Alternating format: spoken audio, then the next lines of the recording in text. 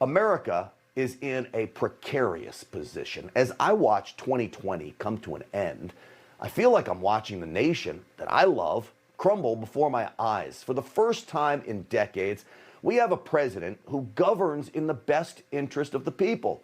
A president who made it his mission to put you in control.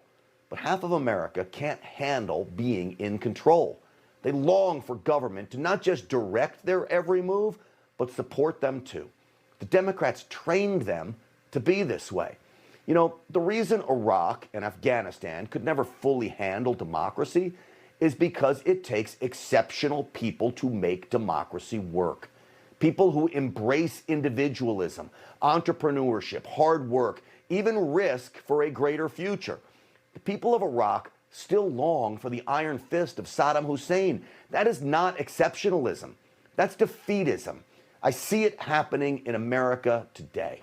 We now have half a nation so lazy they don't want success, unless of course it's handed to them, which by definition is impossible. They simply want handouts, and their leftist leaders are eager to comply. Listen to Alexandria Ocasio-Cortez make promises to Georgia voters. We win in Georgia, we can help transition this country to a $15 minimum wage. We can make sure that we expand people's access to health care. Shout out to my fellow radicals in the United States who believe crazy things like a full-time job should be enough for you to live. I believe that she is crazy. You see what she's saying? We will pay you more no matter how hard you work. That doesn't breed exceptionalism, AOC. It breeds laziness. The Democrats exploited the Chinese virus to make people even lazier. It's how they want it. The government paid people more money to sit home than people made when they were working. That's insanity. But a fabulous ploy, right? If your goal is to make people more reliant on government.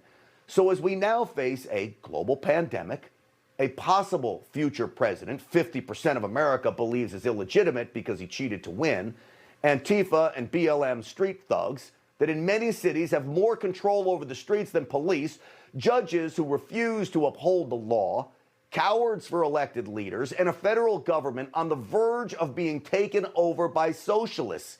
Yes, you better believe we are in a perilous position. We are on the verge of losing this nation if we do not act. So I'm telling you, we must stand up and say enough. Those in government find it acceptable, even preferable, to demand we submit. And if we do not comply with their unconstitutional orders, Americans are being arrested. The country I love is being hijacked before our eyes. Maybe you would start riding transit, maybe for a week, just to show that it's safe. It is important to let people know the subways are safe. I like the idea, so I accept that good idea, and we'll figure out when the right time to do that is.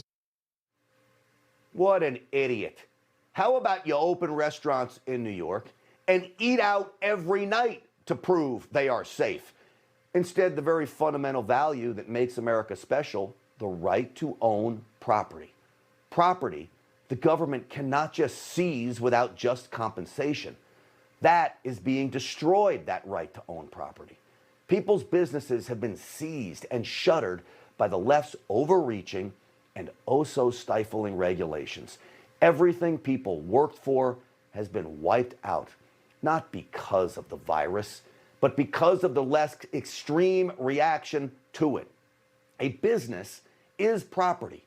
You can't just take it, but that is what's happening. It is all part of their ultimate destruction of America, to break it down and rebuild it where government is in total control.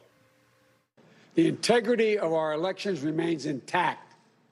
And now it's time to turn the page, as we've done throughout our history, to unite, to heal. Unite and heal. Joe Biden calls for unity as his party destroys America. He calls us names. He wants our guns. He concocted the scheme to persecute Michael Flynn, the great general. He compared President Trump to Hitler. and he overlooked and even encouraged the political violence we continue to witness across the country by Antifa and BLM thugs. Yes, America is in trouble. We are on the ropes, but not out. Our side is and always has been stronger, more courageous, and far more committed to freedom than the anti-freedom force. We will survive this barrage of tyranny because that is what we do as Americans. We fight and we survive. You just watched Newsmax TV, America's fastest growing cable news channel, now in more than 70 million homes. You can get Newsmax TV on your cable system or check your cable guide. And if your system doesn't carry Newsmax, call them, tell them you want Newsmax TV, because we're real news for real people.